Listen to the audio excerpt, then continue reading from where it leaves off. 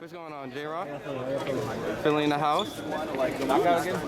How's it feel to be right back in here, you know, in the ring? Exciting, man. Like I said, I feel like I'm making my party debut or something. Now, of course, you know, you've been able to, you know, work with Redman. You know, I know there's been the back and forth, the injuries on stuff, but at this point, do you feel like this is the best version we'll see of you? Obviously, we saw the amazing, you know, Jared Hurd fights, and a lot of people feel like the Jason Rosario fight, which is maybe just an off night, maybe not making excuses, but you know, refocus, re-energize, and back at the top of the game. I'm gonna say this is a more focused J-Rock. You know, I know what's at stake. I know exactly what I want, and I know exactly how to get there. So it's just I'm starting my journey. I'm not starting it all over again. I'm not starting from the back of the bus, but it's my journey, and I'm excited to go on.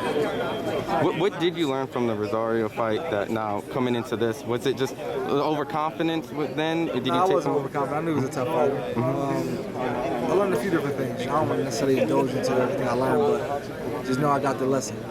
You know, and more importantly, you know, after winning this fight, is there like a particular fighter? Obviously, you know, there's Charlo, there's the Castano. Whoever got world titles, whoever got legitimate world titles, that's what I want to fight.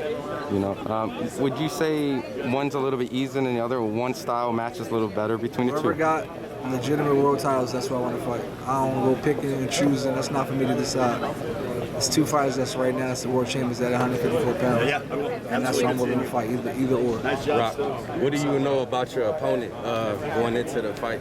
He's very tough. He seems very, very, very determined, and he's got a big opportunity. You never know, you know, his aspirations. You know, I'm pretty sure he has a family to take care of as well. So I gotta be on my A game. I don't care what his records say. I don't care about styles. None of that. I gotta be on my A game. Stylistically, how is his style compared to some of the other fighters you fought? Because you fought some of the best guys at 54. Yeah, I did. I don't know. That's a good question. I don't know. I haven't really thought about that.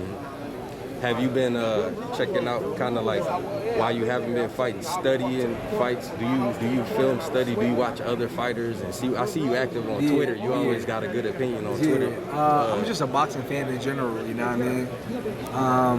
I definitely do film study.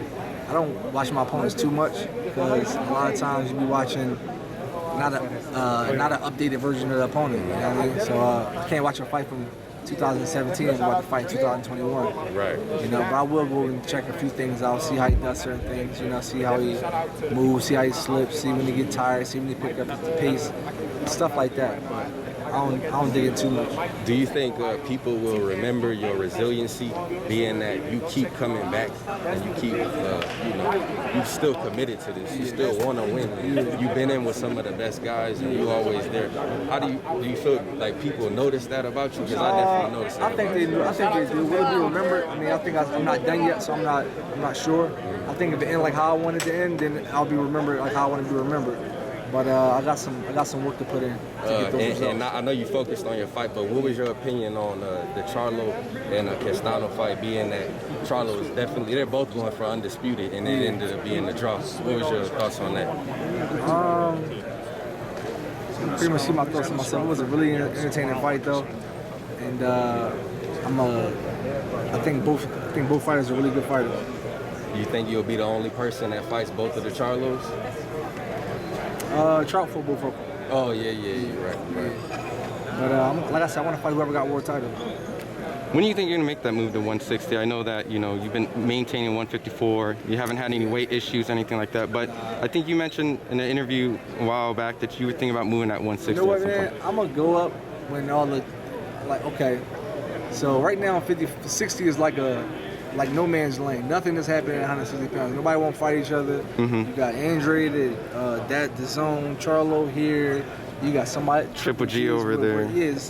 Nobody's fighting nobody. I'm gonna stay right here because all the action is right here. All the legacy, all the money is right here at 154 pounds. Whoever come out on top of this is going, you know, possibly be a Hall of Famer. Danny Garcia said he wants to go to 54. That'd be a nice Philly fight, wouldn't it? I don't think so. No. No? No. Are you guys too friendly to fight, or? I would never call Danny out. I wouldn't turn it down either. Danny's my bro, but at the end of the day, you know, it's a sport, it's a business. But I would never call Danny out. That's my bro. I got a lot of love for Danny. Speaking of Philly, get to your mindset, because it's like you want all the smoke. You know, like you kind of been on the down with the injury and stuff. So like you still want all the smoke. You capture that belt. What y'all think I'm here for? Coming here and pity pat and slap box? I want to fight the best, man. You know what I mean? That's why I'm here. I ain't getting this. This game. is how much this weekend's about sending a message to the division. I don't think so. I'm just here to win, man. I ain't here to send no message. I ain't here to, you know, tell everybody I'm coming, tell everybody what I'm going to do. I'm just do it. So when you get your hand raised on Saturday, are you calling out anybody? For what? I call out behind the scenes. That's where it matters.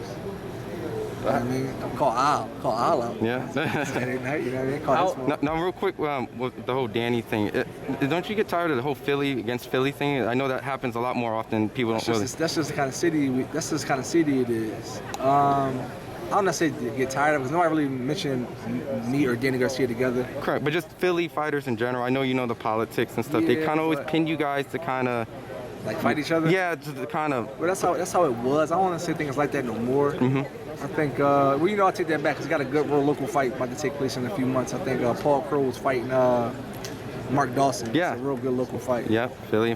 Sometimes, man, you gotta do what you gotta do to get that next stage. Everybody's not so blessed to get, you know,